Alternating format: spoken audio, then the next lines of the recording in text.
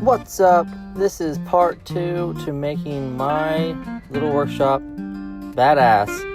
I'm using all the materials I got laying around the house because I am absolutely broke, but I've got tons of random material where I think I can make this deck pretty nice.